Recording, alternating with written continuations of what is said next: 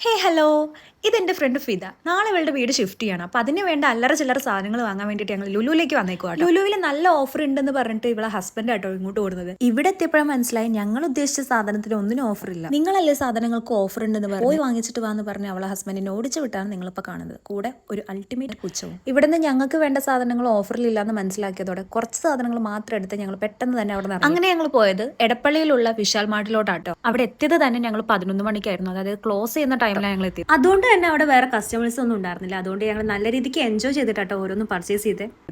അങ്ങനെ പർച്ചേസിങ് കഴിഞ്ഞതും എല്ലാവർക്കും വിശപ്പിന്റെ വിളി വന്നു. നേരെ നമ്മൾ ഫുഡ് കഴിക്കാൻ കയറി. അങ്ങനെ ഫുഡൊക്കെ കഴിച്ച് ഞങ്ങൾ പുറത്തോട്ട് ഇറങ്ങി. നിങ്ങളിപ്പോൾ കാണുന്നത് ലുഡോ കളിച്ച തോറ്റ ഭർത്താവിനെ സ്നേഹനിധിയായ ഭാര്യ സമാധാനിപ്പിക്കുന്ന രംഗമാണ്. അങ്ങനെ അടുത്ത പരിപാടി എന്താണെന്ന് ചോദിച്ചപ്പോഴാണ് ഞാൻ പറഞ്ഞു ഇവിടെ അടുത്ത പള്ളിയിൽ തന്നെ എന്തോ പരിപാടി കാര്യമായിട്ട് നടക്കുന്നുണ്ട്, കുറെ ലൈറ്റ്സ് ഒക്കെ കണ്ടു ഞാൻ വരുന്ന വഴിക്ക് പറഞ്ഞു. ഇത് കേട്ടതും എല്ലാവരും കൂടെ എന്ന് അങ്ങോട്ട് തന്നെ പോവാന്ന് പറഞ്ഞ് ഇറങ്ങി. അവിടെ എത്തിയപ്പോൾ ഗേറ്റ് അടച്ചിട്ടേക്കുന്നു. അപ്പം ഞങ്ങൾ നേരെ സെക്യൂരിറ്റി ചേട്ടനടുത്ത് പോയി ചോദിച്ചു, ചേട്ടാ ഇവിടെ എന്തായിരുന്നു പരിപാടി, നേരത്തെ കുറെ ലൈറ്റ്സ് ഒക്കെ കണ്ടായിരുന്നല്ലോ എന്ന്. അപ്പൊ ചേട്ടൻ പറയുവാ, മോളെ ഇവിടെ മരിച്ചവരുടെ എന്തോ അന്ത്യ കുർബാനയോ അങ്ങനെ എന്തോ പരിപാടിയായിരുന്നു, പെരുന്നാളെന്ന് പറഞ്ഞ് ചെന്ന് ഞങ്ങൾ ആരായി അങ്ങനെ അത് മൂഞ്ചിന്ന് മനസ്സിലാക്കി ഞങ്ങൾ എല്ലാവരും തിരിച്ച് വീട്ടിലോട്ട് പോയി.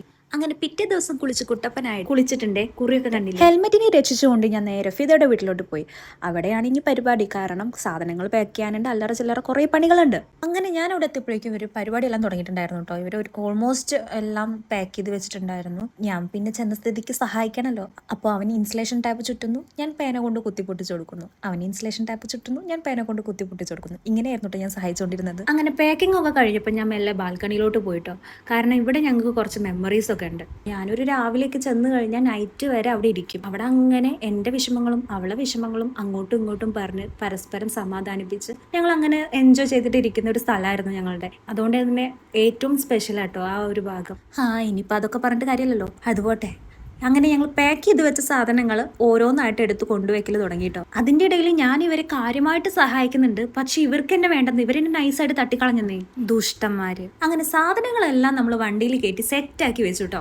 ബൈക്കിൽ ത്രിബിൾ അടിച്ചു പോകാൻ പറ്റാത്തതുകൊണ്ട് ഫിദയുടെ സിസ്റ്റർ നിതയെ നമ്മൾ നേരെ ഡ്രൈവറുടെ കൂടെ പറഞ്ഞു വിട്ടു കേട്ടോ. അങ്ങനെ അവിടുത്തെ ടാറ്റയും പറഞ്ഞ് ഞങ്ങളും കൂടെ ഇറങ്ങി. തൃപ്പൂണിത്തറയിലോട്ടാട്ടോ ഇനി അവള് മാറാൻ പോകുന്നത്. എടപ്പള്ളിയിൽ നിന്ന് അത്യാവശ്യം ലോങ് ആണ്.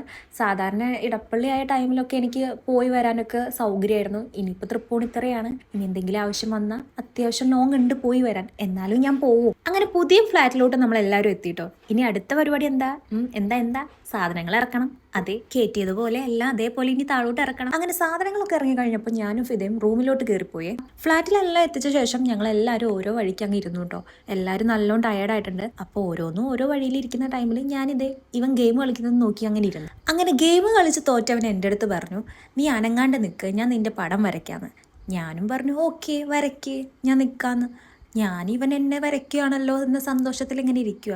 നോക്കുമ്പോഴല്ലേ മനസ്സിലായേ ഇവൻ കുതിരയെ വരച്ചേക്കുന്നത്, എന്നെയല്ല. അത് കണ്ടിട്ട് എന്നെ പോലെ തോന്നുന്നുണ്ടോ ഗെയ്സില്ല, പറയൂ. അവൻ എന്നെ വരച്ചതും കണ്ട് വിഷമിച്ചിരിക്കുന്ന ടൈമിലാണ് ഫുഡ് വന്നത്. വന്ന സങ്കടം ഏതോ വഴിക്ക് പോയി. ഫുഡ് കിട്ടിയാൽ എന്റെ വിഷമം ഏത് വഴിക്കാ പോകുന്നത് എനിക്കറിയില്ല, അത്രയ്ക്കും ഹാപ്പി ആയിരിക്കും. ഫുഡ് കഴിച്ചു കഴിഞ്ഞപ്പോഴേക്കും ഇരവിഴങ്ങിയ പാമ്പിനെ പോലെ ഞാനൊരു സൈഡിൽ ബോധം കിട്ടി. പിന്നെ അങ്ങോട്ട് റീൽസും ഫോട്ടോസും എടുത്തു കഴിഞ്ഞ് അവരുടെ അടുത്തെല്ലാം ടാറ്റയും ബബയും പറഞ്ഞ് ഞാനും സനു ഇറങ്ങിയിട്ട്. അപ്പൊ ഇത്രേ ഉള്ളൂ ഇന്നത്തെ വീഡിയോ. ഇതുപോലുള്ള വീഡിയോസുമായി വീണ്ടും വരുന്നതായിരിക്കും. അപ്പോൾ ഓക്കേടാ, ബൈ ബൈ.